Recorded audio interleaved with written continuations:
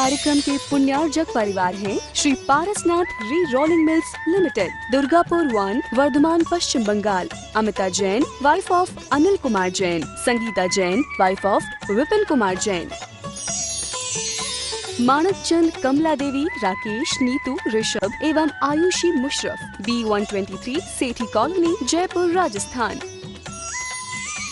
Shrimati Sarla Jain, wife of Shri Padam Prasad Jain. Shrimati Savita Jain, wife of Shri Dhanendra Jain. Anshul Jain, Parul Jain, Jain store, Patparganj, Delhi.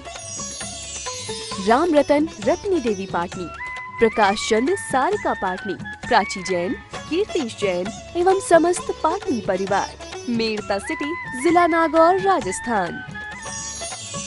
दिवंगत श्री मोहन लाल जी पाटनी कलकत्ता की पावन स्मृति में सौभाग्यमल राजकुमारी सुनील, संगीता, साहिल, प्रज्ञा एवं उत्सव कलकत्ता, टीकम सुशीला, नवनीत, अनामिका, विकास, श्वेता एवं सिद्धांत बेंगलोर, बाबूलाल, शकुंतला, कलकत्ता, अरविंद, रेणु एवं यशवर्धन, बेंगलोर। जय जिनेन्द्र। यस्य स्वयं स्वभावाप्ति प्रभावे कृष्ण कर्मणः तस्मै संज्ञान रूपाय नमोस्तु परमात्मने।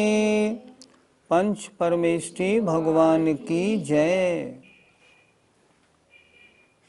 कोई हमारी विराधना करने वाला हो तो विराधना करने वाले के ऊपर हमें कैसा व्यवहार करना चाहिए, अपनी परिणति कैसी बनानी चाहिए, आगे के श्लोक में आचार्य ने इस बात को समझाया है। आइए श्लोक नंबर 10, प्रश्न नंबर 14। विराधक कथम हंत्रे जनाय परिकुप्यति त्र्यंगुलं पातयन् पद्भ्याम स्वयं दंडेन पात्यते। विराधकः, विराधना करने वाला, कथम माने क्यों, हंत्रे माने मारने वाले के, जनाय मनुष्य के ऊपर, परिकृप्यति क्रोध करता है। कोई आपके साथ दुर्व्यवहार करता है, आपको गुस्सा आता है, आप क्या करते हैं, गुस्सा दिखाते हैं, नौबत आए तो मारपीट भी कर लेते हैं। आचार्य कह रहे हैं विराधना करने वाला, कथम माने क्यों, मारने वाले जनाय पुरुष के लिए परिकुप्यति क्रोध करता है। क्यों क्रोध क्यों नहीं करे, तो कह रहे हैं त्र्यंगुलम, 3 अंगुल वाले फामड़े को, पदभ्याम पातयन, पैर से गिराने वाला, स्वयं ही दंडेन, डंडे से गिराया जाता है। उदाहरण समझें थोड़ा, कह क्या रहे हैं आचार्य, एक तो फामड़ा होता है पूरा चौड़ा, एक होता है 3 अंगुल वाला। 3 अंगुल वाले से गिट्टियां वगैरह समेटी जाती हैं। 3 अंगुल वाला फामड़ा ऐसा और ऐसा टेढ़ा होता है। अगर कोई 3 अंगुल वाले फामड़े में यहाँ पैर मारेगा तो क्या होगा, डंडा जो है ना जोर से उसके पैर में लगेगा। अर्थात तुम इसको मारोगे तो इसकी मार तुमको पड़ेगी। तुमने किसी के साथ पूर्व भाव में गलत कार्य किया था तो इस भाव में तुम्हारे साथ वो गलत व्यवहार करेगा।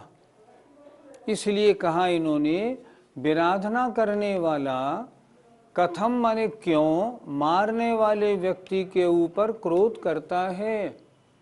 तुमने इसके साथ पूर्व जन्म में ऐसा व्यवहार किया होगा, ये उसका फल तुम्हें मिल रहा है, इसलिए गुस्सा करने का काम नहीं। उदाहरण भी दिया, जैसे 3 अंगुल वाला फामड़ा होता है वो ऐसा होता है टेढ़ा। 3 अंगुल वाले फामड़े में अगर कोई पैर मारेगा तो डंडा उसके पैर में लगेगा ही। अर्थात जैसा करोगे वैसा भरोगे। तुमने बुरा किया था, तुमको बुरा फल मिल रहा है, इसलिए गुस्सा करने का काम नहीं। देखें जरा, विराधक, विराधना करने वाला, जिसने पहले दूसरे की विराधना की है वो क्यों मारने वाले व्यक्ति के ऊपर क्रोध करता है? नहीं करना चाहिए। तो क्या करे? ये समझे मैंने इसके साथ पहले भव में दुर्व्यवहार किया होगा, ये उसका फल मुझे दे रहा है। त्रिअंगुलम पातयन पदभ्याम, 3 अंगुल वाले फावड़े को पैरों से गिराने वाला स्वयं ही लकड़ी के द्वारा गिराया जाता है, पीटा जाता है। जब उस फावड़े में यहाँ ये लगा हुआ है, अगर हम इसको मारेंगे तो ये जाके पैर में अपने आप लगेगा। इसलिए जैसा करते हैं वैसा फल मिलता है। इसलिए विराधना करने वाले को कभी भी मारने वाले व्यक्ति के ऊपर क्रोध नहीं करना चाहिए। मारने वाले पर गुस्सा तो आती ही है, उसे कैसे रोकें? जो अज्ञानी होता है उसे गुस्सा आती है। हम उत्तम क्षमा की पूजा की जयमाला में पढ़ते हैं, ज्ञानी कैसा सोचता है? तय कर्म पूरब किए खोटे, सहे क्यों नहीं जिएरा। अति क्रोध अग्नि बुझाए प्राणी, साम्य जल ले सियरा। तैने पूर्व जन्म में खोटे कार्य किए थे, अब तुझे सहने ही पड़ेंगे, तो सहता क्यों नहीं है? तो क्या करें? उन्होंने लिखा ना, सहे क्यों नहीं जीरा। तो क्या करना? अति क्रोध अग्नि बुझाए प्राणी, क्रोध रूपी अग्नि को बुझाओ। साम्य जल ले सियरा, ठंडे समता रूपी जल को पियो। अर्थात सामने वाले के ऊपर अगर आप क्रोध करेंगे तो फिर क्रोध कषाय का बंद होगा, अगले जन्म में आपको फिर दुख मिलेगा। और अगर समता परिणाम से सह लेंगे, उसे छोड़ देंगे, तो क्या होगा? वह एक गुस्सा जो हमने पाप किया था अब समाप्त हो जाएगा, अब दोबारा वो नहीं बंधेगा। इसलिए अगर कभी कोई भी क्रोध का प्रसंग आए ना, समता परिणाम से उसको सहन कर लेना चाहिए और तभी ठीक है, अन्यथा नवीन कर्म बनते रहेंगे। और एक बात देखें, गृहस्थी में क्रोध के प्रसंग हर एक के साथ रोजाना दिन में 2-4 बार आते हैं। अगर आप समता परिणामी नहीं होंगे तो घर गृहस्थी में लड़ाई छिड़ जाएगी। समता परिणाम होंगे, गृहस्थी आनंद से चलेगी। इसलिए चाहे गृहस्थी हो चाहे मुनि हो, ऐसे प्रसंगों में समता परिणाम रखना ही कल्याणकारी है। पंडित जी, क्या किए हुए कर्मों का फल भोगना ही पड़ता है? कर्म किसी को नहीं छोड़ते। आप देखें, भगवान आदिनाथ स्वामी ने 6 महीने का उपवास लिया था, उसके बाद भी उनको कितने दिन तक, सोचो, 7 महीने और 9 दिन तक, उसके बाद भी उनको आहार नहीं मिला। 399 दिन तक आहार नहीं मिला। क्यों नहीं मिला? पहले जन्म में किसी ने प्रश्न किया था, महाराज हमारी खेती को ये बैल वगैरह खा लेते हैं, हमें क्या करना चाहिए? तो उन्होंने ये कहा था, इनके मुंह में छींके बांध दो जिससे ये नहीं खा सकें। थोड़ा सा प्रसंग था, लेकिन वो अंतराय कर्म का फल तीर्थंकरों भगवान आदिनाथ को भी भोगना पड़ा और नतीजा निकला इतने दिन तक उनको आहार नहीं मिला। कर्म का फल किसी को नहीं छोड़ता, जो जैसा करता है उसको वैसा भोगना ही पड़ता है। अच्छे कर्म का फल अच्छा, बुरे कर्म का फल बुरा। शास्त्रों में ऐसे सैकड़ों प्रसंग आते हैं। चक्रवर्तियों के ऊपर भी, चक्रवर्तियों को भी कोढ़ी, सनत कुमार महाराज को देखो आप, उनको भी कोढ़ निकला। कोढ़ कैसे निकला? पूर्व जन्म में ऐसे कुछ कार्य किए थे, असाता वेदनी का बंद बांधा था, ये उसका फल हुआ। सीता जी को देखो, जीवन में कितने कष्ट भुगतने पड़े। महापुरुषों को जब कर्म नहीं छोड़ता तो हमारी आपकी बात क्या है? इसलिए जब भी ऐसा कर्म का कोई प्रसंग सामने आए, समता परिणाम से सहन करें। क्रोध करने से क्या नुकसान होगा और नहीं करेंगे तो क्या लाभ होगा? क्रोध करेंगे तो क्रोध कषाय का पुण्य बंद होगा। जब उसका समय आएगा तो पुनः कषाय उदय में आएगी और नवीन क्रोध का बंध फिर कराएगी। सांसारिक परंपरा चलती रहेगी, कब छूट पाएंगे इससे। और क्रोध का प्रसंग आया और हमने क्रोध को पी लिया और समता परिणाम धारण करे तो नया जो आश्रव हो रहा था क्रोध कषाय का वो नहीं होगा, परिणामों में शांति रहेगी। अगले भव में भी क्रोध संबंधी प्रसंग उपस्थित नहीं होंगे। अगर हम कषाय करना कम कर दें तो अगली पर्याय हमारी अपने आप सुख में हो जाएंगी। वर्तमान में जो भी हमें सुख दुख प्राप्त होते हैं हमारे परिणामों के अनुसार होते हैं। हमें चाहिए हम जीवन में कषायों का शमन करें, कषायों को रोकें। कषायों के प्रसंग दिन भर आते हैं, अपनी बुद्धि अपना विवेक जागृत करें और कषायों के प्रसंग में हमेशा शांति धारण करें, इसी में लाभ है। ये कर्म क्या है, ये कैसे फल देते हैं? पूरे संसार में एक पुद्गल की वर्गणा भरी हुई है, उसका नाम है कार्मण वर्गणा। हमारे आत्म प्रदेशों पर कार्मण वर्गणा के बहुत से परमाणु आकर बैठ जाते हैं और जब आत्मा में कषाय रूप परिणमन होता है तो वे परमाणु आत्मा के साथ एक मेक हो जाते हैं। जैसे हमारे परिणाम अच्छे या बुरे होते हैं, उन कार्बन वर्गणाओं में कर्म बनकर तदनुसार फल देने की शक्ति आ जाती है। ये जैन धर्म का विशेष सिद्धांत है। जैन धर्म के अलावा कार्मण वर्गणा के इस सिद्धांत को और कोई धर्म नहीं बताता। अब जिस कर्म को हमने बांधा है उसमें यद्यपि वो अजीब है, फिर भी जैसे आपने परिणाम किए थे तदनुसार फल देने की शक्ति आ जाती है।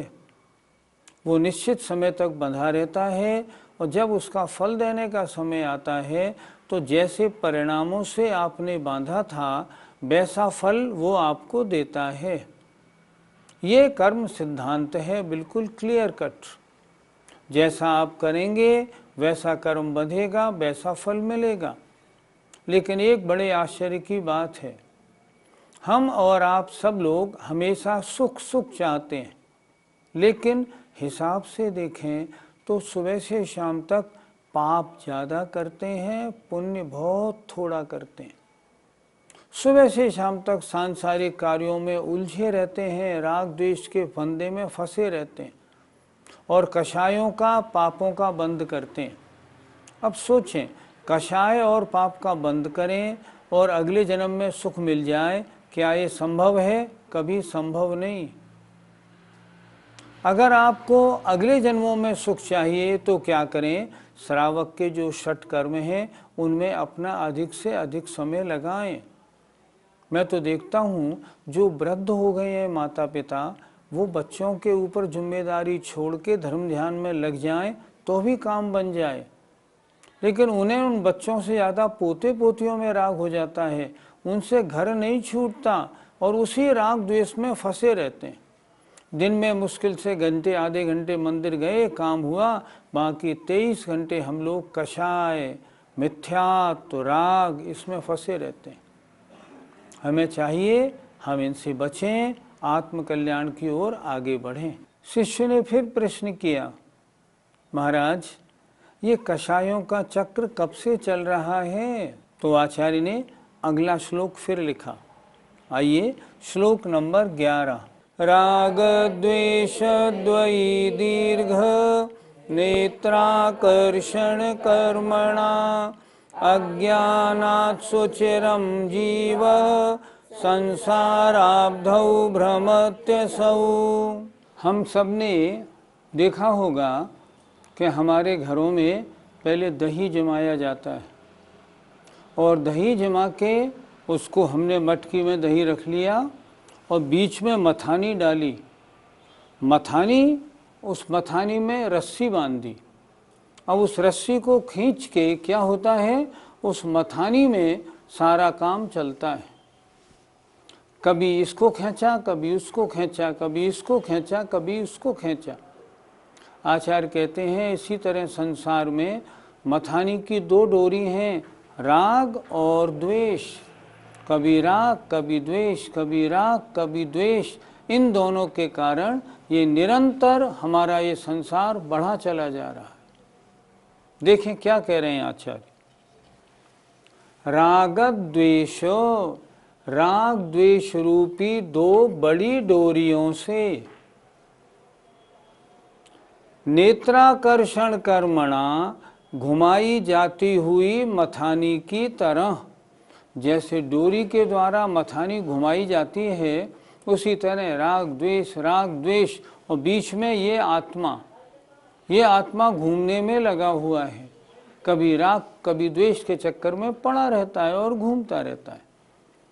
राग द्वेष रूपी दो बड़ी डोरियों से घुमाई जाती हुई मथानी की तरह अज्ञानात, अज्ञान से, अज्ञान के कारण, सुचिरम, अनादिकाल से यह जीव संसार अब्धौ, संसार रूपी समुद्र में भ्रमत्यसौ घूम रहा है। संसार भ्रमण का मुख्य कारण है कषाय, राग द्वेष। अगर राग द्वेष से हम दूर हो जाएं तो संसार हमारा अपने आप समाप्त हो जाए। जो राग द्वेष से दूर होते हैं उन्हें हम कहते हैं वीतराग।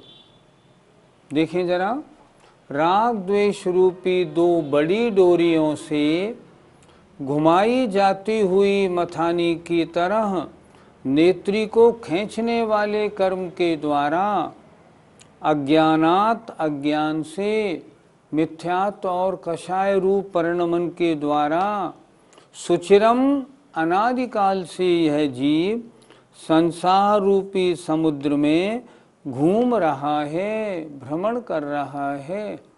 हे आत्मन, संसार भ्रमण का मुख्य कारण क्या है? राग द्वेष। अगर राग द्वेष से छूट जाए तो कल्याण का मार्ग हो सकता है। कषायों में राग द्वेष का नाम आता नहीं, फिर कैसे समझें? कषाय कितनी होती हैं? मुख्य रूप से कषाय 4, क्रोध, मान, माया, लोभ, और 9 कषाय 9, हास्य, रति, अरति, शोक, भय, जुगुप्सा और 3 वेद। कुल कषाय कितनी हो गई? 4 और 9 13। अब इसमें हम राग द्वेष का बंटवारा करते हैं।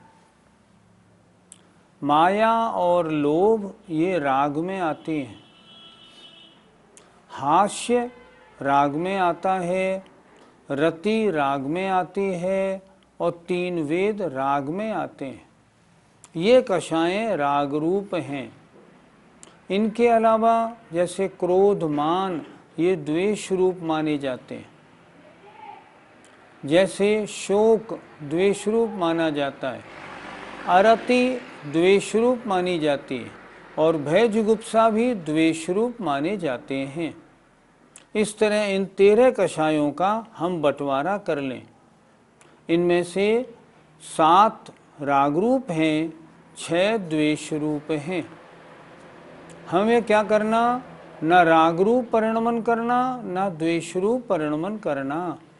राग का प्रसंग आए तो भी समता भाव रखना, द्वेष का प्रसंग आए तो भी समता भाव रखना। हम जितने इसमें उलझेंगे उतना कर्मबंध और होगा, जितने इससे बचेंगे उतनी हमारी आत्मा पवित्र होगी। गृहस्थी में रहते हुए राग द्वेष कैसे छोड़ा जाए? हम मानते हैं कि गृहस्थी में रहते हुए राग द्वेष पूरा नहीं छोड़ा जा सकता। गृहस्थी की तो बात क्या, मुनि अवस्था में भी राग द्वेष को कम तो किया जाता है, छोड़ना संभव नहीं होता। हम इतना तो करें कि गृहस्थी में रहते हुए राग द्वेष को कम तो करें। अगर कम करेंगे तो भी हमारी आत्मा कल्याण की ओर आगे बढ़ेगी। राग भी 2 प्रकार का होता है, एक अप्रशस्त और एक प्रशस्त। अप्रशस्त राग का मतलब अपने पत्नी, पति, पुत्र आदि, मकान आदि में राग रखना, ये अप्रशस्त राग है, ये संसार का कारण है। और पूजा पाठ में संतों के साथ, जिनवाणी के साथ, इनके साथ अगर अपना राग है, लगाव है, ये पुण्य बंध का कारण है। हम ऐसा नहीं कर सकते जो अपने समय का सदुपयोग बजाय घर गृहस्थी में उलझने के वहाँ से हटके धार्मिक कार्यों में करें। हम खुद देखते हैं, जिन दिनों में हम घर छोड़ के और आचार्य जी के पास मान लो चले गए, वहीं चौका लगाते हैं, महाराज का प्रवचन सुनते हैं और आनंद लेते हैं। आप सोचो कितना राग द्वेष कम हो जाता है। अरे कम क्या, एक तरह से छूट सा जाता है। सुबह से शाम तक धर्म और धार्मिक कार्यों में मन खूब लगता है। तो गृहस्थी में रहते हुए भी ऐसा करना चाहिए कि हम अधिक से अधिक समय बजाय गृहस्थी में उलझने के धार्मिक कार्यों में लगाएं। हमें अपने 24 घंटे किन कार्यों में लगाना चाहिए? आपकी उम्र देखते हुए तो मैं आपको राय दूंगा, आपको घर छोड़ के आश्रम में चला जाना चाहिए और दिन भर वहाँ धर्म ध्यान में अपना काम करना चाहिए। सामान्यतया आचार्य श्री इस बारे में क्या कहते हैं? आचार्य श्री कहते हैं हमारे पास 24 घंटे हैं और हमारे पास 3 कार्य करने को हैं। धर्म, अर्थ और काम, 3 पुरुषार्थ हम करते हैं। मोक्ष पुरुषार्थ तो पंचम काल में होता नहीं। तो हम क्या करें? हम तीनों पुरुषार्थों को 8-8 घंटे दें। 8 घंटे धर्म में लगाएं, 8 घंटे कर्म में, अर्थ पुरुषार्थ में या गृहस्थी में लगाएं और 8 घंटे इस शरीर को सोने में, नहाने धोने में लगाएं। अगर इतना हम करेंगे ना तो हमारा ये मनुष्य पर्याय का समय हम सफल मानेंगे। धर्म में 8 घंटे कैसे लगाएं? धर्म में ऐसे लगाएं, आराम से 2 घंटे पूजा करें, सुबह दोपहर शाम 3 टाइम सामायिक करें, शाम को शास्त्र प्रवचन 1 घंटे सुने और जब भी समय मिले अपने घर पे भी हम स्वाध्याय में समय लगाएं। जब भी महाराज के चातुर्मास शुरू हो जाएं, अपन महाराज के पास जाएं, वहाँ महीने, 2 महीने, 3 महीने वहाँ रह के आनंद लें। हम देखें तो सही, गृहस्थी में राग द्वेष में पढ़कर क्या आनंद और महाराज के पास रहने में, प्रवचन सुनने में, उनको देखने में क्या आनंद। हम देखें तो सही, जब हमें स्वयं अनुभव होगा, ओहो घर तो कीचड़ है, यहाँ आनंद ही आनंद है। जब ऐसा अनुभव होगा तो घर गृहस्थी से हमारा मन अपने आप हटेगा और हम 24 घंटे अपना समय उन्हीं धार्मिक कार्यों में लगाएंगे। आप जरा और लग के तो देखिए, आपको सपने भी यही आने लगेंगे। हमने तो देखा, जब हम आचार्य जी के पास 15 दिन के लिए भादों सुदी में चले जाते हैं तो सपने में भी यही होता है कि महाराज आ रहे हैं, लाओ पड़गाहन कर लो, अत्रो तिष्ठो तिष्ठो। सपने में भी तिष्ठो तिष्ठो होता है। इसलिए 24 घंटे में 8 घंटे कम से कम धर्म ध्यान में जरूर लगाएं। संसार परिभ्रमण से बचने के लिए मार्ग क्या है? इस श्लोक में आचार्य ने क्या बताया? आचार्य कह रहे हैं हम राग और द्वेष 2 डोरियों के बीच में फंसे पड़े हैं और घूम रहे हैं संसार में। श्लोक में यही तो लिखा है, राग द्वेष रूपी 2 डोरियों के चक्कर में अनादिकाल से ये आत्मा भ्रमण कर रहा है। आपने पूछा भ्रमण से बचने का उपाय क्या है? उपाय एक है, अपने राग द्वेष को कम से कम करें, उसे घटाएं। अपने जीवन के हम 3 हिस्से क्यों ना बना लें? एक हिस्सा गृहस्थी में, मतलब पढ़ने लिखने में, दूसरा हिस्सा अपना गृहस्थी व्यापार निपटाने में और तीसरा हिस्सा अपने आत्मकल्याण और परभव सुधारने में। अगर हमने अपनी लाइफ का, अपने जीवन का ऐसे बंटवारा कर लिया ना तो हमारा जीवन सफल हो जाएगा और हमारा भ्रमण रुक जाएगा। हम करते क्या हैं? हम 24 घंटे उसमें उलझे रहते हैं। संसार भ्रमण का कारण राग द्वेष में उलझे रहना, संसार भ्रमण से छूटने का कारण राग द्वेष से बचते रहना। जितना इससे बचेंगे संसार भ्रमण हमारा उतना कम होगा। इसलिए जैसे बसे तैसे हम इससे उलझे नहीं, हम सुलझें और राग द्वेष को कम करें। अगर ऐसे हम करेंगे तो हमारे संसार भ्रमण का एक दिन ज़रूर अंत हो जाएगा। एक एक आचार्य पूज्यपाद की कारिका दिल छूने वाली है। आचार्य पूज्यपाद ने अपने जीवन भर के अनुभव को इन कितने सरल श्लोकों में लिखा है। हम अज्ञानियों का ये पुण्य है जो हम लोगों को ये पढ़ने सुनने को मिला। अगर हम जीवन में उतार लें, निश्चित रूप से हमारा कल्याण होगा। जय जिनेन्द्र। इस कार्यक्रम के पुण्यार्जक परिवार हैं Shri Parasnath re rolling mills limited, Durgapur 1, Bardhaman, Paschim Bangal. Amita Jain, wife of Anil Kumar Jain. Sangeeta Jain, wife of Vipin Kumar Jain. Manak Chand, Kamla Devi, Rakesh, Neetu, Rishabh एवं Ayushi Musharraf, B123 Sethi colony, Jaipur, Rajasthan. Shrimati Sarla Jain, wife of Shri Padam Prasad Jain. Shrimati Savita Jain, wife of Shri Dhanendra Jain. Anshul Jain, Parul Jain, Jain store, Patparganj, Delhi. Ram Ratan, Ratni देवी पाटनी। प्रकाश चंद, सारिका पाटनी, प्राची जैन, कीर्तिश जैन एवं समस्त पाटनी परिवार, मेड़ता सिटी, जिला नागौर, राजस्थान। दिवंगत श्री मोहन लाल जी पाटनी कलकत्ता की पावन स्मृति में सौभाग्यमल राजकुमारी सुनील, संगीता, साहिल, प्रज्ञा एवं उत्सव कलकत्ता, टीकम सुशीला, नवनीत अनामिका, विकास श्वेता एवं सिद्धांत बेंगलोर, बाबूलाल शकुंतला कलकत्ता, अरविंद रेणु एवं यशवर्धन बेंगलोर।